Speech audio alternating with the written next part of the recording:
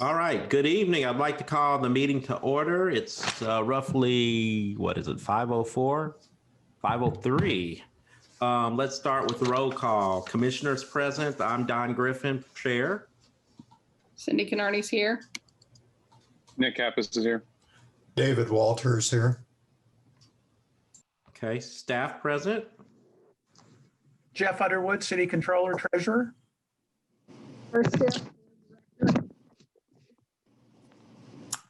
Philippa Guthrie, Corporation Counsel. Brent Pierce is here from the Hand Department. Okay. Larry Allen, Legal. Heisa Goodman, Department of Economic and Sustainable Development. Alex Raleigh, Economic Sustainable Development. Okay. Nick Van Eisen, Mayor's Office. Okay. Next, let's have a reading of the minutes. Is there a motion to approve the minutes for January 4th, 2021? This is David Cindy Walter. Canardi I make a makes- motion that we accept the minutes. Second. All those in favor? Aye, Don Griffin. Cindy Canardi, yes. Nick Kappas, yes. David Walter, yes. None opposed. The motion carries. Examination of claims. Is there a motion to approve the claims register for, dagnabbit, I don't have the date there. What's the date? Anybody got the date on that? Payroll's on. We don't have any claim registers. Oh, that's why it says, that's okay. There isn't any. Okay, examination of payroll registers. Is there a motion to approve the payroll register for December the 31st, 2020? This is Cindy Canardi. I move approval of the payroll register for December 2020. This is David Walter. I'll second that motion. All in favor? Aye, Don Griffin. Cindy Canardi, yes. Nick Kappas, David Walter, yes. All opposed? None. The motion carries. Next, we'll have reports of the officers and committees. Is there a director's report today? Yes. So first I want to welcome our two Monroe County Community School Corporation members, liaison members to the board.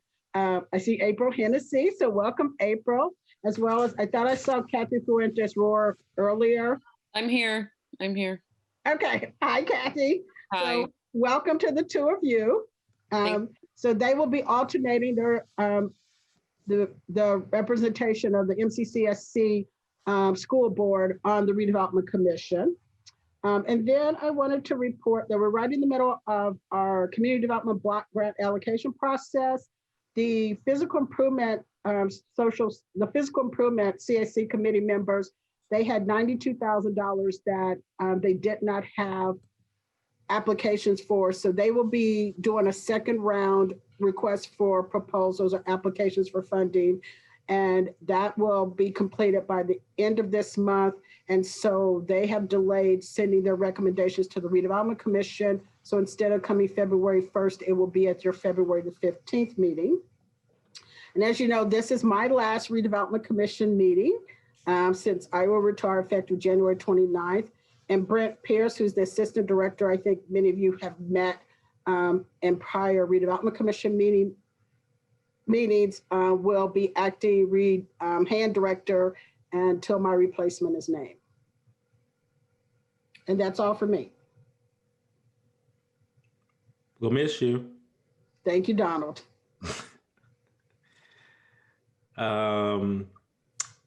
Is there a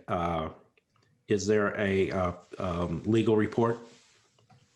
No formal report. I will mention that at the end of our new business tonight, after we get through the resolutions, we need to discuss a prior resolution and just take a voice vote on a change there regarding the sale of 1100 West 10th Street, which we can do at the end of the meeting. Otherwise, I say Dawn speaks for all of us in regard to Doris, that we will miss her. And I'm happy to answer any other questions. Okay. Is there a treasurer's report? We have a hospital update for you. I was going to suggest, Don, that if Alex had anything he wanted to do, he could say that, and then we'll jump into the report, and Mick will be kicking us off for that. Okay, Alex, let's do it, man. Yeah, I'm gonna skip because the stuff I have is in the agenda, so we can go straight to the hospital presentation. Okay. All right, so we're going to just go to straight to new business. The next item of business is Resolution 21-04, approval of public art agreement with Don? What? Yeah, yes.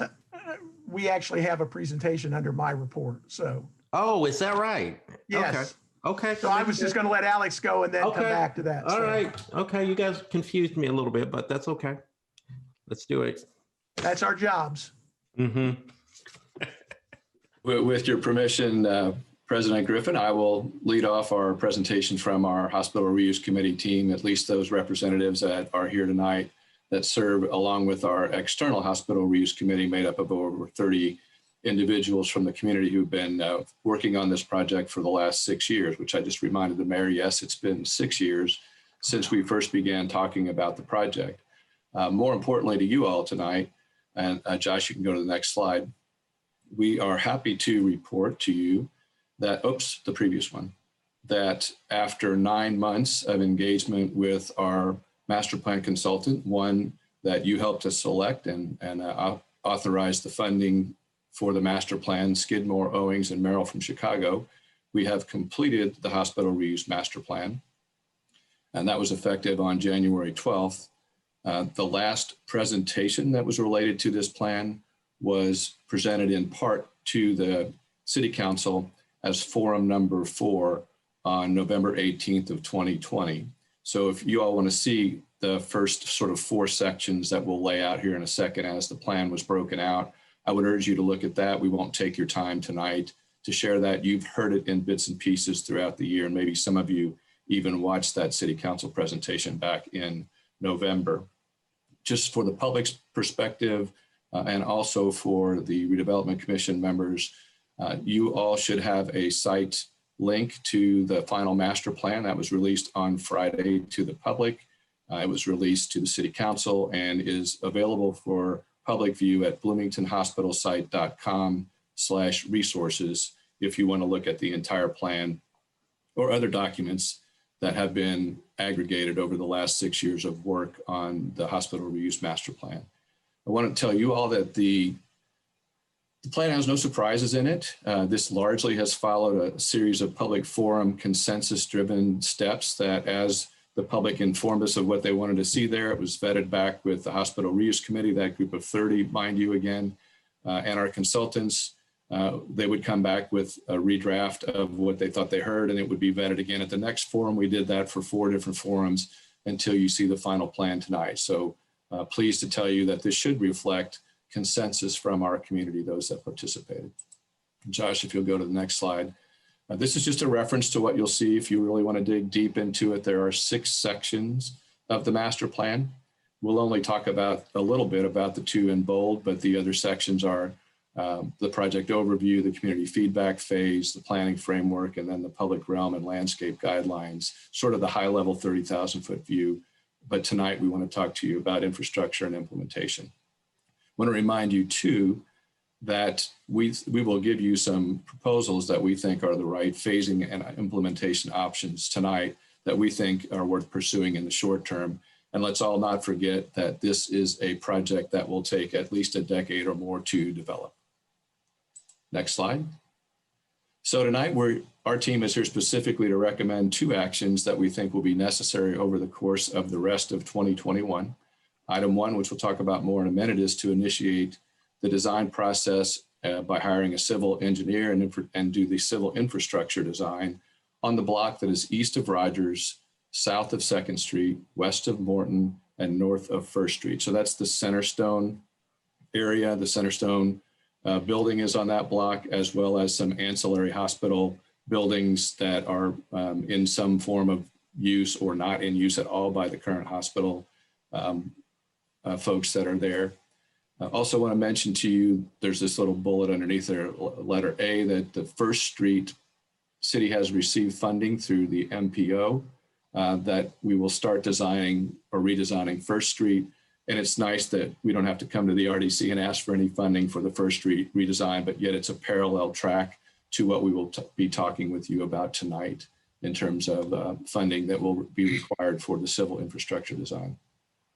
And then item 2 that we'll talk to you a bit about tonight that you've already heard us bring to you before is the pursuit of development partners to see if the core building redevelopment will prove to be viable before IU Health actually begins demolition of the main hospital building, which they're scheduled to do sometime in 2022.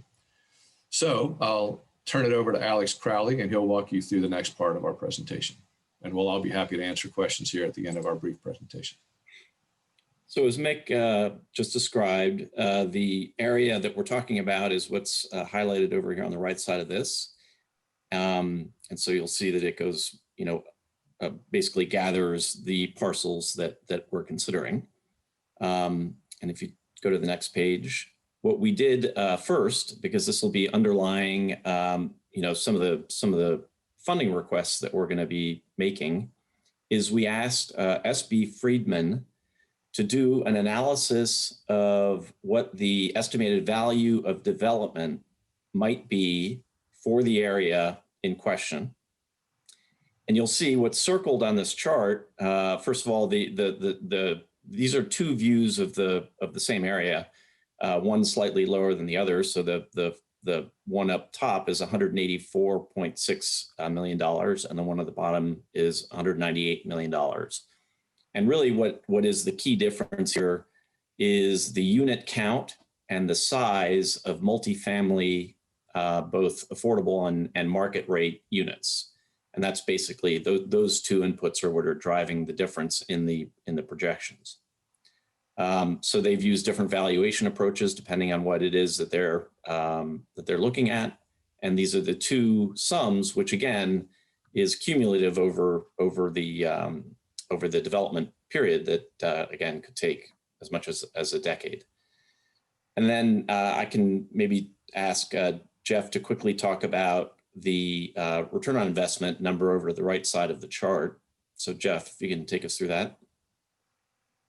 Yeah, essentially, anything that grows above the base, which this would all be, will get approximately 90 cents on the investment of 180 million to 200 million divided by 100. So you get it down to that. So we think that will end up around, in today's dollars, obviously, it'll be a phased-in investment, but that on a full build out, around $1.5 million a year return back to the RDC.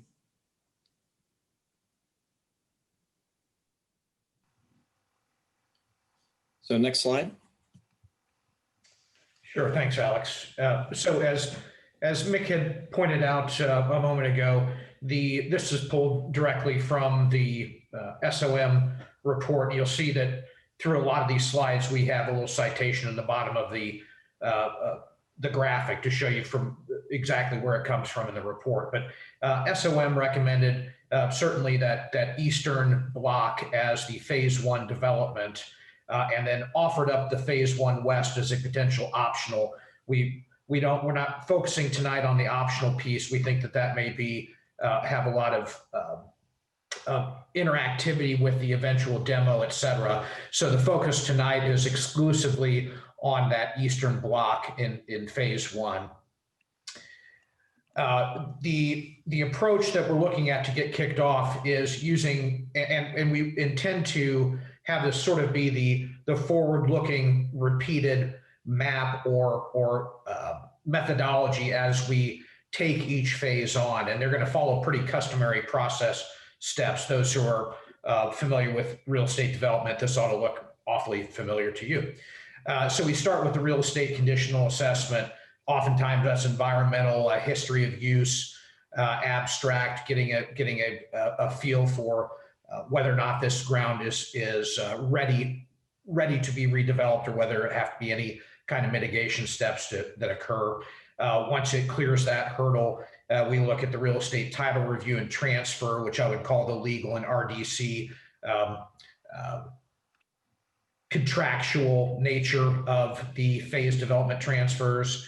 Then we move into the infrastructural evaluation and design against the master plans. We know that what lies today in civil infrastructure needs to be formally reviewed against what the redevelopment demands will look like. Is the infrastructure as it sits today adequate? Does it need to be upsized? Does it need to be modernized? Those kind of questions. We know that the complexities of the larger hospital will absolutely bring those to bear.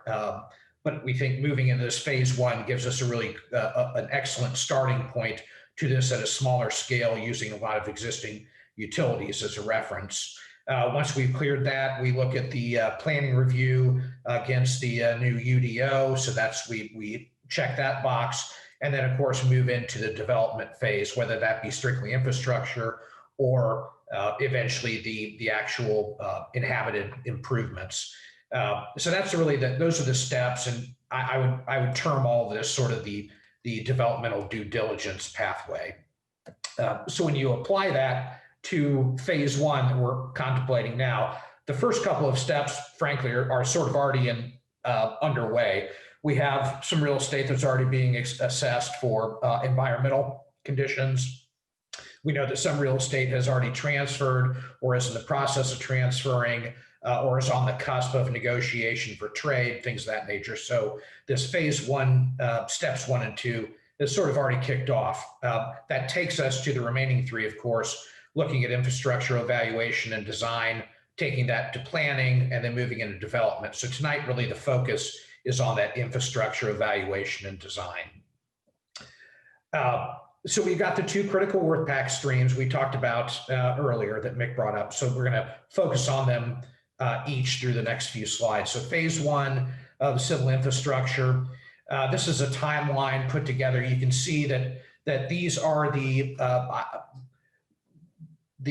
linear activities that we intend to facilitate in 2021 that would take us through releasing an RFQ for design engineering. I've talked to Andrew Seabor. He's the new city engineer. We have a meeting this week to start collaborating on getting this all plotted. But at any rate, we would look at releasing a engineering engagement, have a bid period, bid review. You can see how the RDC's meetings coincide and preempt all of the award dates on here. Then there is the summer, I call it the bid specific performance in here. I call it also the summer work. This is actually performing that civil engineering, determining what we would need to do, and then getting a bid or an RFP constructed and let or released so that we can have a bid period and award before the conclusion of the year. The objective of all this minutia is that by completing it this year in 2022, we will be prepared to start when the construction season starts. Are there any questions that you have on how this is lined up? Does it seem logical to you? Can I just ask real quick, how does the environmental work that you propose different or the same as what's already been done? That's a great question. I think I would call it the same as what's been done, but we're talking about doing it on multiple phases, multiple parcels. So that is simply a step that would be completed anytime we're looking at taking on a parcel. First thing we'll want to do is conduct that study. Does that answer your question?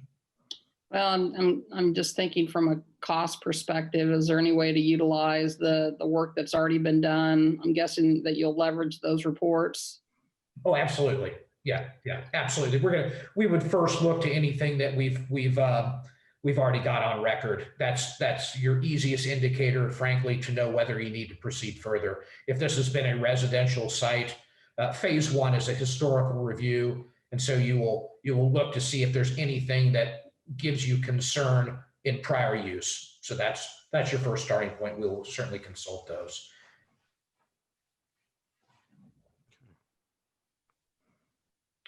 Any other questions? Okay, moving along. Here is what we're seeing. This is from the Shrewsbury Report. They were the civil engineering company that was a large contributor to that aspect of the SOM master plan. So we have looked, and you'll see the color coordination between the grid and the scopes of work. So this is what they predicted as or estimated for costs based on the areas of work. The real purpose of this is just to derive what we think is the reasonable budget or a sort of a cost not to exceed number to go into the design engineering, what I termed earlier, the summer work of doing all the civil engineering and planning and design work. That also, once you take this, obviously this work to bid, you will see the competitive nature of the marketplace reveal itself. And we're hoping that then these numbers, certainly the low estimate would be where we would hope to aim, or even less, but that would be determined at the actual construction bid phase. Any questions on that information? Can you, and maybe you can or can't speak to this, but the bid process for the work, who would facilitate that? What firms would be included, excluded? And what would that timeline look like on that process? I'm guessing we're going to include local firms and local companies that can help in that space. I think we'd be frankly crazy not to. There's so much unique nature to the Bloomington area, that native to exclusively the Bloomington area, like bedrock, being shallow, so many fundamentals that you would not, you certainly wouldn't want to exclude them. I think you'd welcome them, but I think the general nature, and I can only speak to the way we've done bids in the past. They would be open public bids. They would be coordinated with the city engineering. In fact, I would think that from a air quotes owner perspective, that it would be the city's city engineering would be the owner of this RFP, but we're still in the formulation of it. But I expect it to be a wide open public solicitation, and we would certainly look to expertise that presented itself locally and abroad. And I'll jump in there. Certainly Expertise and a lot of local knowledge and history on a lot of the real estate. Yeah, as far as the actual on this infrastructure, that would be considered a public work project, and it's regulated by state statute, and it would be a public bid that would be presented with the design and the bid specification. So it would be open to anyone that that was qualified to bid on the project, and it would be opened at a public meeting and awarded to the lowest and most responsive bidder. Now, they may have other subs that they put in as a part of that, but yeah, it'll be a very public process through the Board of Public Works. Thank you. Thanks, Jeff. Okay, well, Jeff, here you are. Let's talk about the project review form refresh. Yeah, just very quickly, we came to you with a $10 million authorization through the project review form. We have about $8.84 million committed through that process right now, leaving us just under $1.2 million. We estimate that the phase one design will be $1 million. So we believe we've got enough authorized right now to proceed with that. Obviously, then step two of that process always is to come back to you all with a contract for approval. And should we need to bump it up at that time, we would. And essentially then when we do have an engineer's estimate on the work, then we'll come and revise the project review form and add additional funds to that.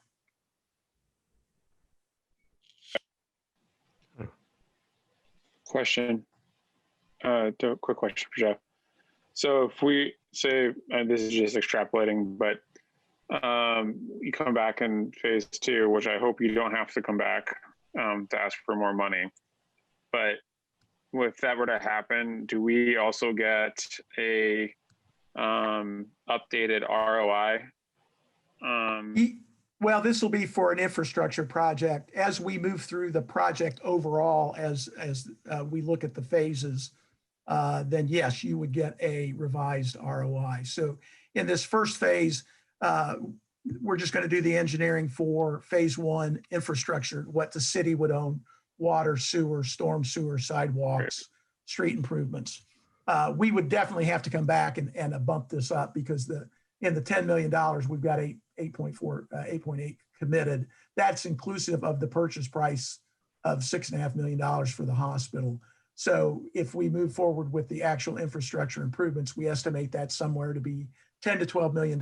We would have to up the project review form. So we would ask you for that prior to going out for bids. So a presentation will be made once the design is done on that. We'll update you on the projected cost for those infrastructure improvements. And then as well as anything else we might have available on the overall site, as far as hospital moving out and turning properties over or other aspects of the project. But this really focuses on the east side of the main hospital site right now. Okay. Thanks. Yeah, if I might add to that, Jeff, and I'm going to back up a slide or two.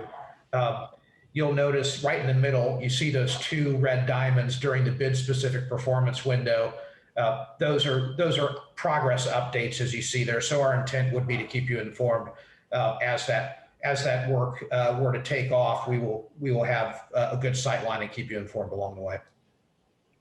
Yeah, that'd be good because I mean, at some point we have to have all the information to know when is it still worth it, for what we're doing. Absolutely. Yep.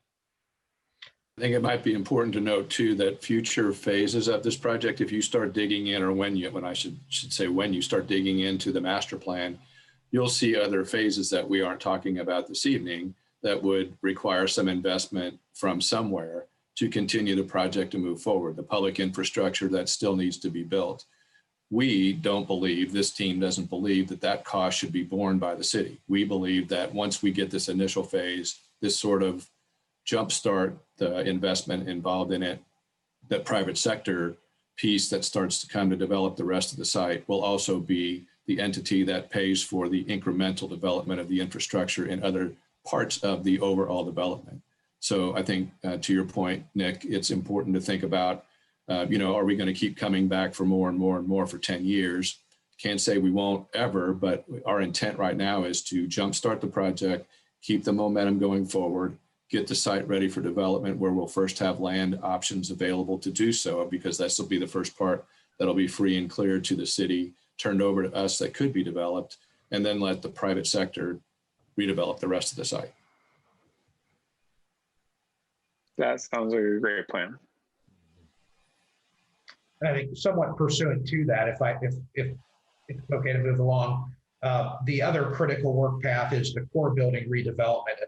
Alex is going to cover that in a minute, but I want to emphasize that this is another sector that's sort of a catalyzer for the project, as Mick said, to kick it off by following this core building redevelopment path in 2021. That also is going to generate a lot of interest. So I expect that, in fact, I already know that there is a lot of expressed interest in the development community. They're looking to see how we come out of the gates, if you will. And so, Alex, why don't you talk a little bit about the core building pro forma? Yeah, so we've talked a little bit about this before, but just to remind you, the core building, as you may recall, is attached to the rest of the hospital. And so there's a time frame associated with decision making on the building that will have to factor in the demolition of the remainder of the hospital. So it's just to keep that top of mind as we talk about this and why we're so focused on 2021. So the first question is, what do we think is a likely future use of that building in a rehabilitation? And we took a look a while back at the potential for commercial reuse. And, frankly, that's not, especially in this day and age, it's not as appealing as looking at affordable housing for it.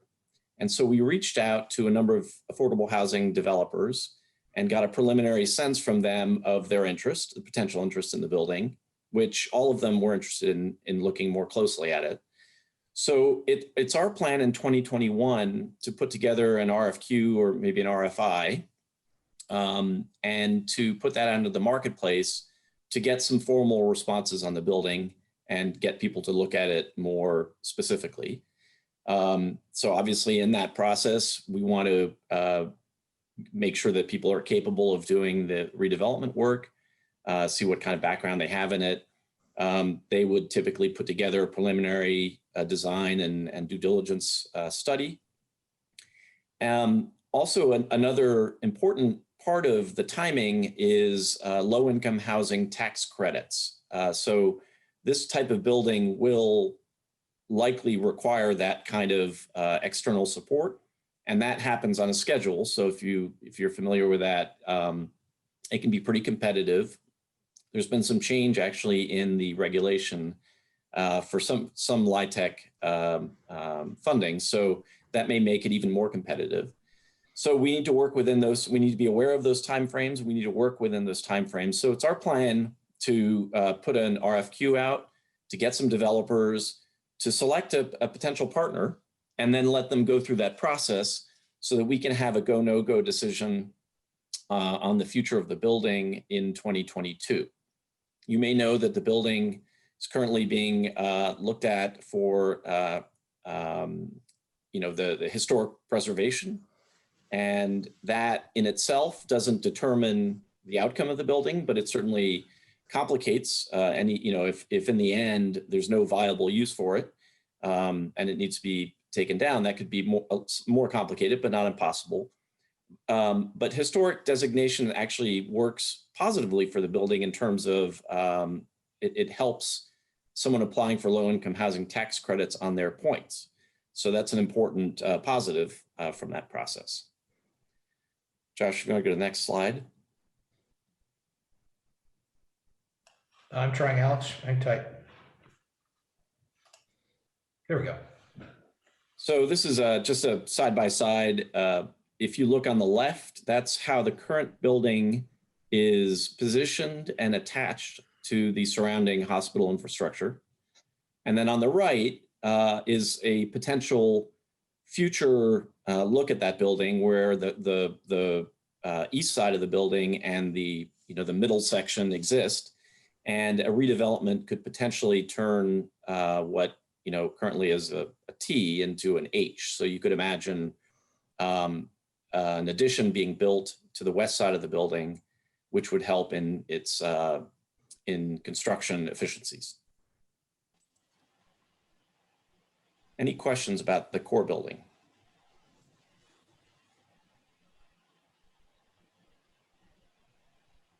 So I think our goal today was to make sure you saw what we think are the appropriate paths, if you will, for the balance of 2021, that were within the first allocation of $10 million that you have authorized for the project and will remain so by pursuing the civil infrastructure engineering design of the infrastructure in this first phase as we see it. We'll also have this parallel track with the core building. We'll be giving you updates routinely throughout the year so that you can make any critical path decisions along the way. And just to kind of give you a sense for what we are excited about doing with this redevelopable property that, again, we all have to acknowledge is going to take a while to fully build out, but we fully expect that there's a lot of interest in it. So with that, our team's here to answer any questions that you might have.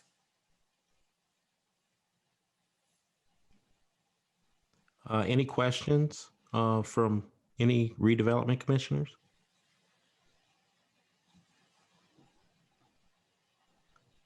All right. Well, thank you, gentlemen. Appreciate your presentation. It's a lot to take on. You're welcome. Thank you. All right. Let's go on to new business, shall we? The next item of business is Resolution 21-04, approval of the public arts agreement with SNIBTOR. Did I say that right? Your guess is as good as ours, but that sounds great. Okay. All right. SNIBTOR LLC for the Trades District Garage. Who would like to speak in regards to this resolution? I can give a brief presentation unless Alex wants to fill in some details. So this is contract for the art that's going to be included in the Trades District garage, parking garage. So this art is designed by Esteban Garcia Bravo. He created an LLC, Snebtor LLC. I hope that's also right, Esteban. If that's wrong, wherever you are out there, I'm sorry. But Mr. Bravo has created an excellent art design. As you can see, it's included in the exhibits to the contract. It's kind of a textured 3D design that also includes some light elements that'll shift over time and are able to be customized. So this will be installed at the conclusion or towards the conclusion as we finish up the construction of the garage here this year. And let me just pull up the agreement really quickly, forgive me. Yeah, so the total amount is $75,000 for this, and that includes Snebtor, the construction, the manufacturing of those 3D panels, the installation of the light, and also the artist supervision over the project. Otherwise, I'm happy to answer any questions. In terms of funding also, we budgeted in this as part of the 1% fund. So the city of Bloomington requires on public works projects such as this for us to reserve 1% to be used for the arts. So this is budgeted in the bond. It can also be paid for through the consolidated TIF, but we anticipate using the garage bonds for this as part of the project. What is the long-term viability? What's the long-term? I guess what I'm going to ask you is, how long is this exhibit supposed to last? For the life of the garage, I mean, it should be pretty good for that. We talked to Mr. Bravo about making sure that it's covered so that the 3D elements to it don't get damaged in terms of the life of the garage, but also we're working with him on developing a maintenance and cleaning plan to make sure that this stays pristine and good for the life of the garage, or as long as we could possibly. There's obviously things always go wrong with this sort of stuff. That's something we anticipate in the contracts. So we have also a provision in there that we go back to the artist typically anytime something's damaged, ask them to consult on whether it can be repaired or whether it needs to be removed. And of course, that would be something we would bring to you all as owners of the garage if in that inevitability. But we anticipate this lasting as long as possible. Okay. Hey, Larry, what's the ongoing maintenance cost of this on an annual basis? Maybe looks like there's lighting and other things.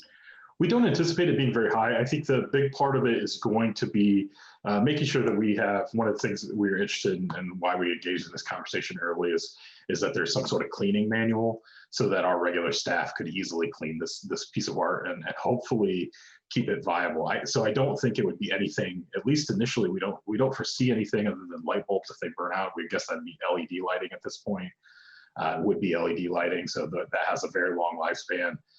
There shouldn't be anything more than the cleaning cost associated with it, but that's usually built into our typical staff costs. But I'm happy to, I'll double check that as we go through the life of the project and report back to you if I'm mistaken in it. Okay. Any other questions in regards to resolution 21-04? And actually, I'll actually open this up to the public if there are any questions from the public in regards to resolution 21-04. Okay, I don't see anything. I don't hear anything. Redevelopment commissioners, do we have any more questions?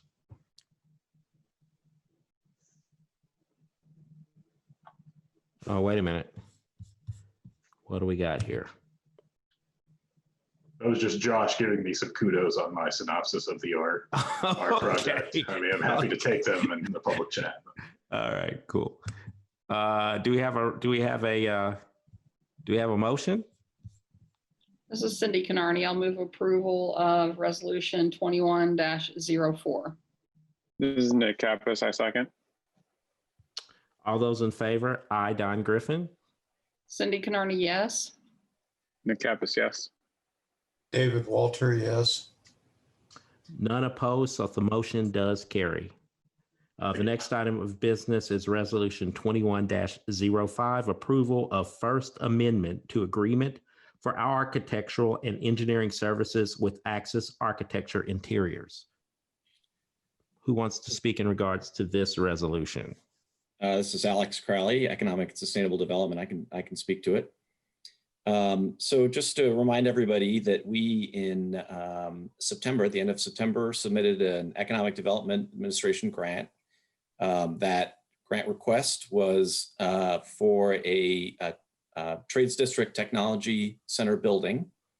The grant request, I'm going to round numbers here, but the grant request was roughly for $6 million, and we put in just shy of $2 million, and we submitted it. On December 18th, received a letter from the EDA, Economic Development Administration, indicating support for the project, but unable to fulfill on the entirety of the requests that we made in terms of EDA funding. So they came back and they have not fully committed to, but indicated that they would be interested in funding $3.5 million.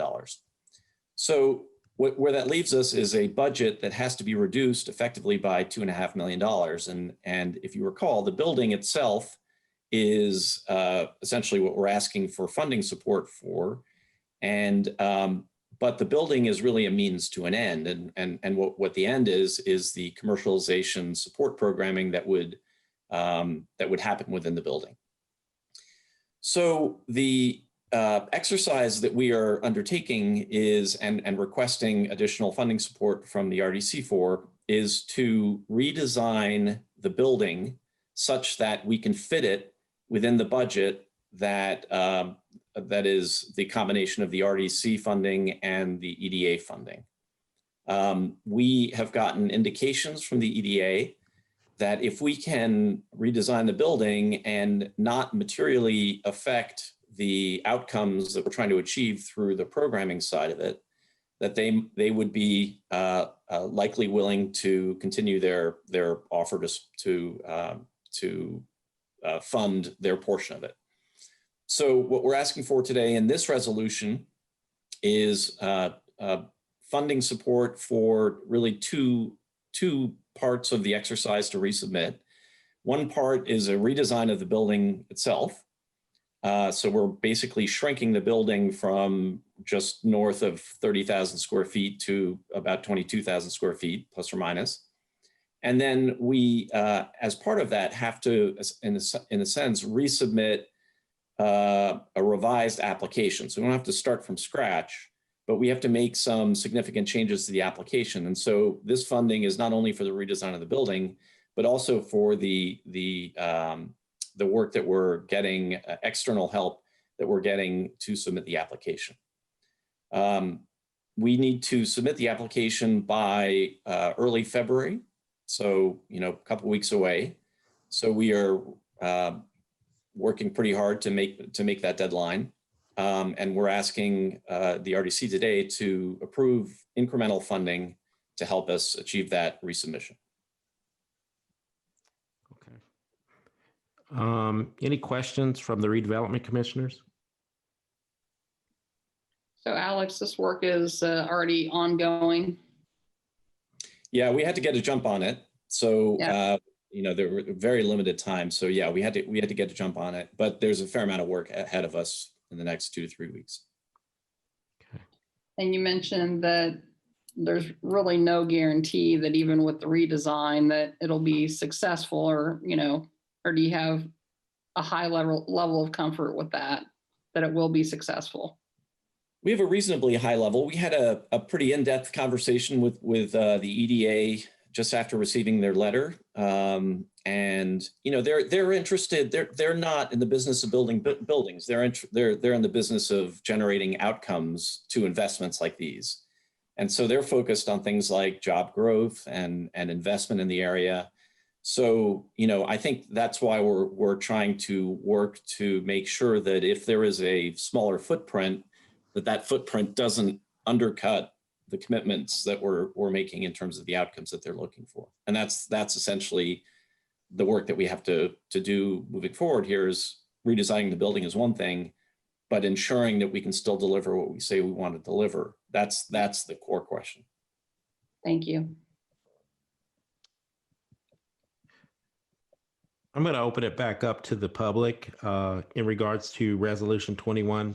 If they have any questions in regards to Resolution 21-05. Right now's your time.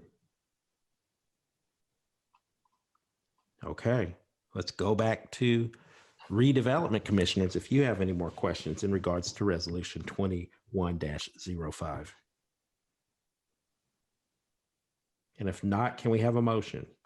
This is Dave Walter. Just a question. So what's the bottom line here? Another $29,970 for the redesign of the building. Is that correct? Yeah, and to be clear, it's both the redesign of the building, but it's also the kind of rewriting of the application, the help in rewriting the application to be able to resubmit it along the new design guidelines. And if this goes through, we got a couple $1 million, right? That's the idea.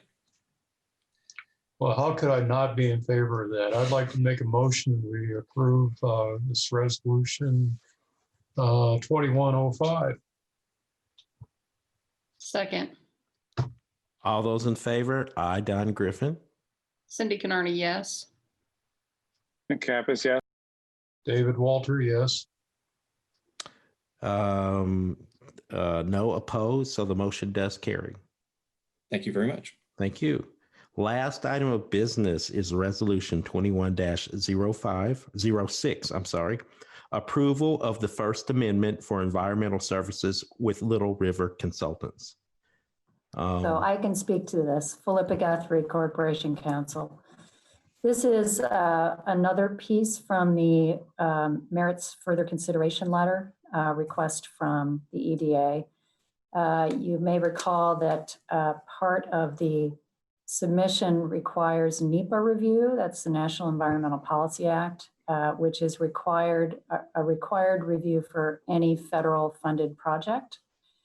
So that required an environmental report, a NEPA document, and we discussed at the time, it was in their scope of work as well. We hired a consultant for that because it's a very specific kind of niche area of environmental consulting. And Little River is the consultant that we chose. We did a similar kind of, well, there weren't very many people who did this in Indiana, so they were one of 3 that we talked to. And there were 2 things in their scope of work that they mentioned might be required if we progressed further in the process, and we have progressed further in the process. And those things are a 106 review, which has to do with cultural and historical issues. And it also includes digging actually at the site to make sure there aren't artifacts and things. The other piece is most primarily redoing the NEPA doc.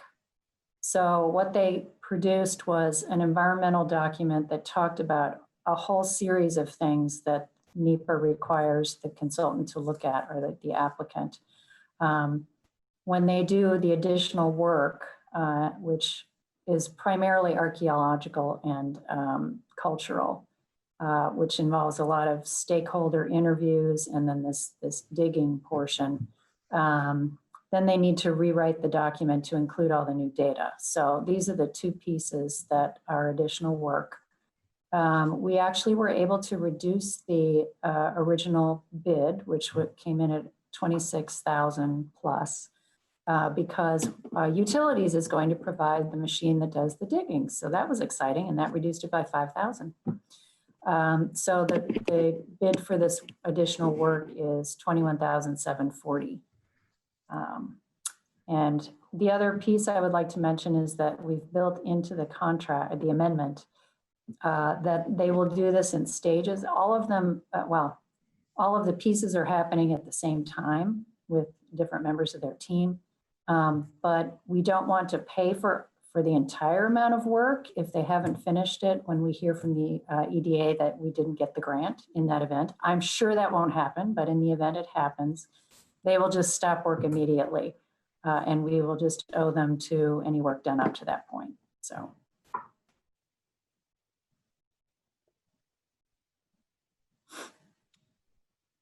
Okay.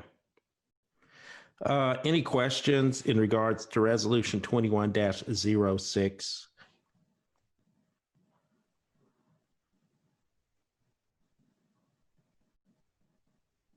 Any questions from the public in regards to resolution 21-06?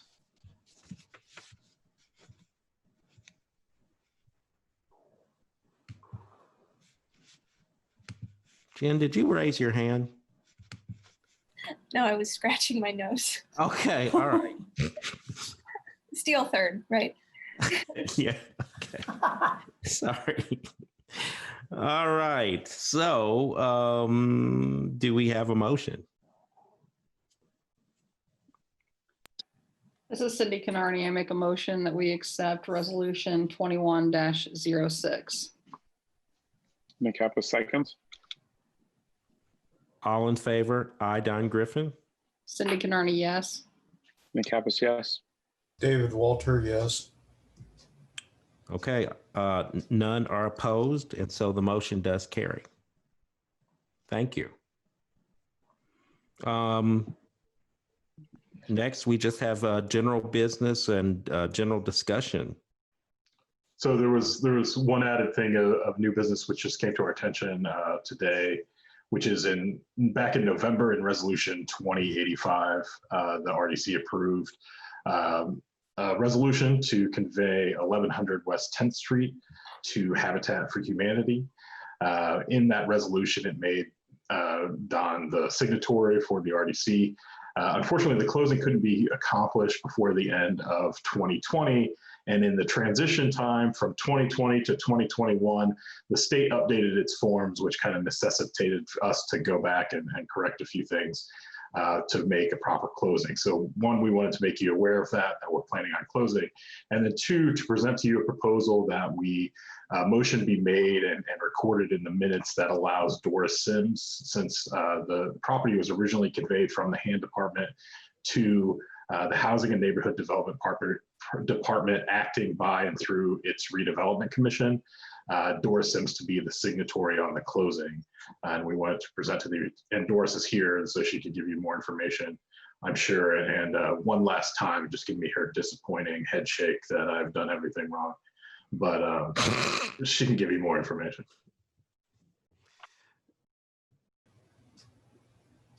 She can't even talk. She's speechless. Yes, I am. So as Larry stated, we weren't able to do the closing on the West 10th Street lot with Habitat until the first of the year. And at that time, the sales disclosure form changed, which that had to be updated, as well as, if you recall, we changed and we quit claimed the property from the Housing Neighborhood Development Department to the Housing Neighborhood Development Department acting by and through the Redevelopment Commission. And when we prepared the original warranty deed, it was only in the name of the Redevelopment Commission. So the auditor's office would not record it on behalf of Habitat. So Larry has drawn up a new warranty deed, and I will be signing that with the commission's approval so that that can be recorded. That's fine. We don't need a motion for that. You're just telling us, right? We would like you to do a motion and pass it as a vote just so that we could properly record it and make sure that we have the consent of the entire Redevelopment Commission. Okay. How would you like for me to do that since it's not a resolution? Just the same as any other resolution. So if someone makes a motion to pass it, then we'll second it and take a vote. Thank you. Okay. So this is David Walter. I'd like to make a motion that we authorize Doris Sims to sign this document, new quick claim deed for transfer of the property. Nick Kappas seconds. All those in favor? Aye, Don Griffin. Cindy Canarney, yes. Nick Kappas, yes. David Walter, yes. None opposed, so the motion does carry. Thank you. Thank you all very much. Thank you. I think that's it. I think, is it okay to adjourn? I don't need a motion for that, right? I can just say, let's get out of here. Right? Robert, rules of order. Oh my gosh. This is Don's rules of order. You said you weren't going to dictate. You said you weren't going to be a dictator. We've had enough of that for the last 4 years, haven't we? Oh, did I say that? I'm not supposed to say. Okay. Can we have a motion for adjournment? This is David Walter, and after 30-some years of seeing Doris Sims' smiling face at redevelopment commissions meetings, I'm going to miss her. And I'd like to make a motion that we adjourn with lots of good wishes for your future successes as a retiree. Thank you, David. Nick Kappas seconds with full enthusiasm and much appreciation for you, Doris. Thanks, Nick. Nick and Ernie thirds with much congratulations for us. And Thank fourth, you, Cindy. fourth, we love you, Doris. Thanks, Donald. You're welcome. I'm sure you'll see me around. Yes, I will. Good night, everybody. Good night. See you guys.